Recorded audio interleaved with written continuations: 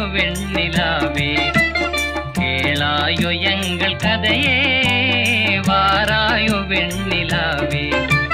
தன் பிடிவாதம் விடாது என் மனம் போல் நடக்காது